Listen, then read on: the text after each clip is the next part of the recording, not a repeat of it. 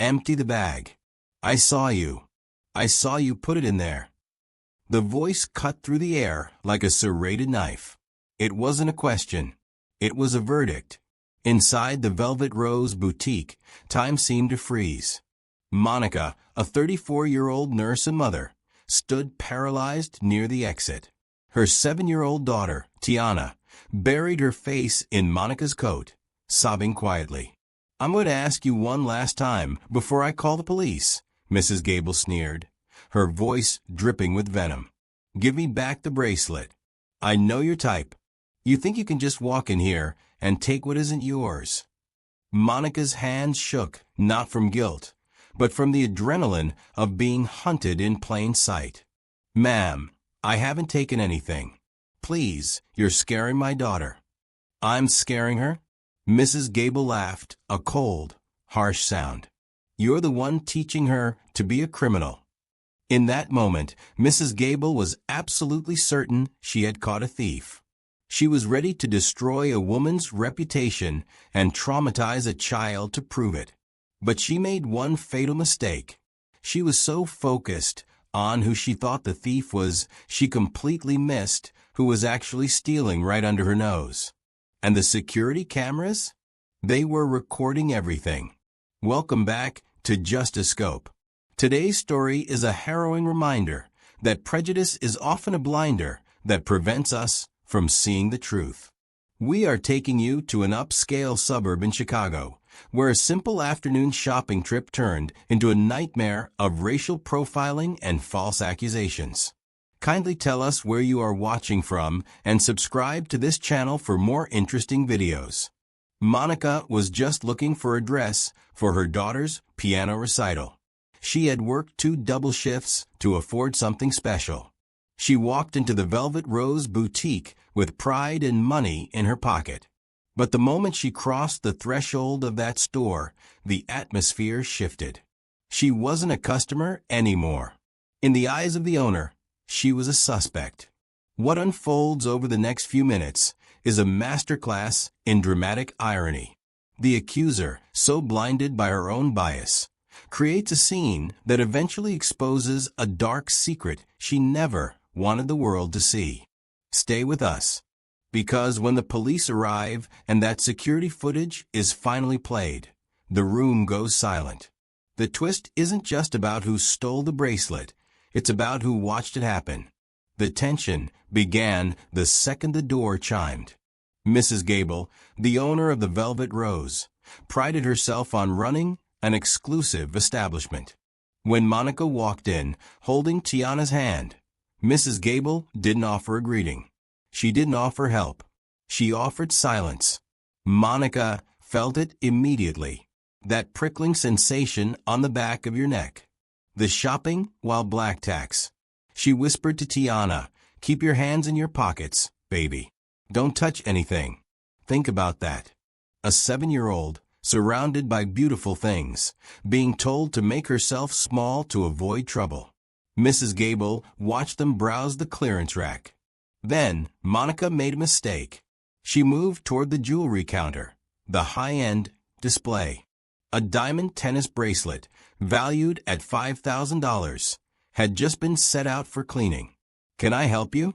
Mrs. Gable barked from across the room. "Just looking, thank you," Monica replied, her voice steady despite her nerves. "That piece is very expensive," Mrs. Gable said, closing the distance between them. "I'd hate for it to go missing."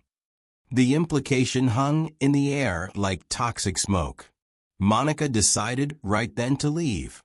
She took Tiana's hand and turned toward the door. But as she turned, a loud clatter echoed from the back of the store. Mrs. Gable looked down. The velvet pad was empty. The $5,000 bracelet had vanished. She didn't look for it on the floor.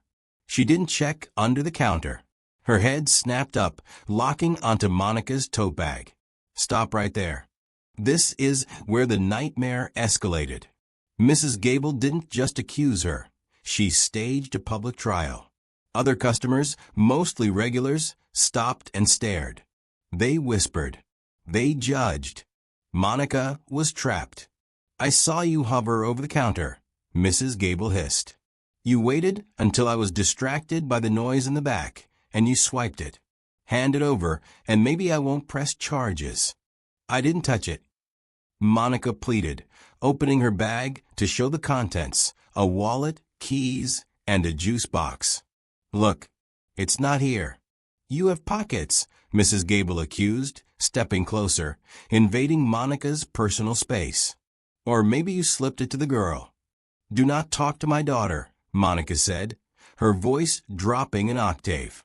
Call the police. I want them here. Because when they search me and find nothing, I want a record of your harassment. Mrs. Gable smirked. Oh, I'll call them. And when they find that bracelet on you, you'll be leaving in handcuffs. She dialed 911. She reported a theft in progress and described the suspect with chilling precision. She was so confident. She felt powerful.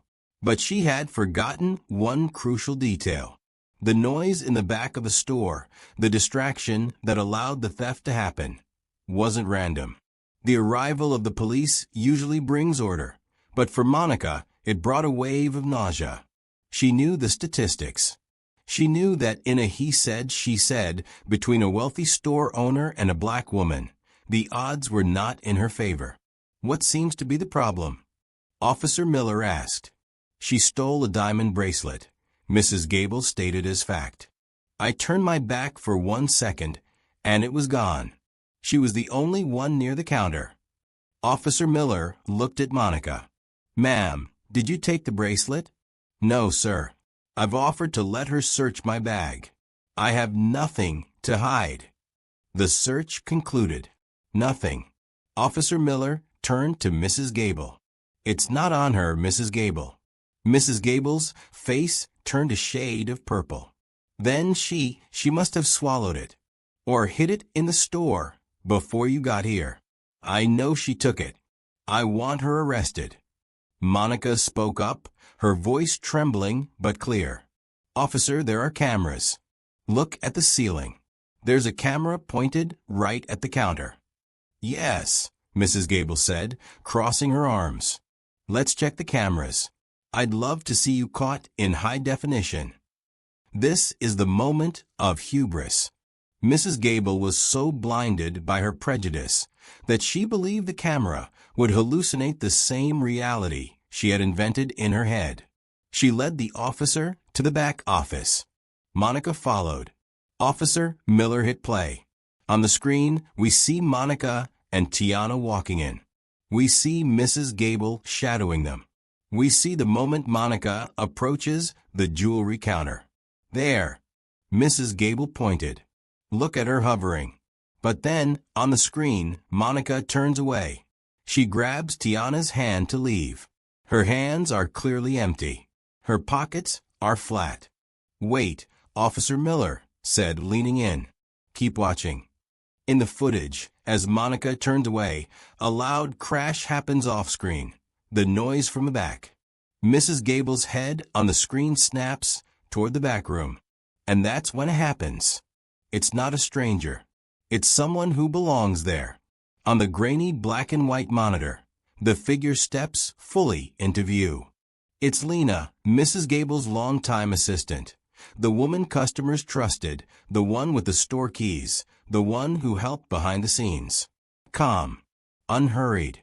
She glances toward the front of the store, sees Mrs. Gable distracted, and in one smooth motion, lifts the diamond bracelet from the counter and slips it into her apron pocket. The room goes dead silent. Officer Miller pauses the footage. That's your employee, he says evenly. Mrs. Gable's mouth opens, but no sound comes out. Her certainty collapses in real time. The woman she trusted without question, the woman who looked like her, spoke like her, belonged in her world, was the thief. And the woman she humiliated, threatened, and profiled was innocent. The officer rewinds. Plays it again. Slower this time. There is no confusion. No ambiguity. Just truth. Lena is arrested minutes later in the back room. The bracelet recovered exactly where the camera showed it would be. She doesn't resist. She doesn't deny it. She just lowers her head. Out on the sales floor, customers avoid eye contact. The whispers stop. The judgment evaporates. Officer Miller turns to Monica. "Ma'am, you're free to go. I'm sorry for what you were put through today." Monica nods, holding Tiana close. She doesn't smile. She doesn't celebrate. Because justice doesn't erase humiliation. It only names it. As Monica and her daughter walk out of the Velvet Rose boutique, Mrs. Gable stands frozen behind the counter, exposed not just as a wrong accuser, but as a woman forced to confront the ugliest truth of all. Her bias made her blind, and her certainty almost destroyed an innocent family. And that is the lesson. Prejudice doesn't just hurt the innocent, it protects the guilty. When you decide who looks like a criminal, you stop looking for the truth. And sometimes, the real thief isn't the one you're watching. It's the one you never questioned at all.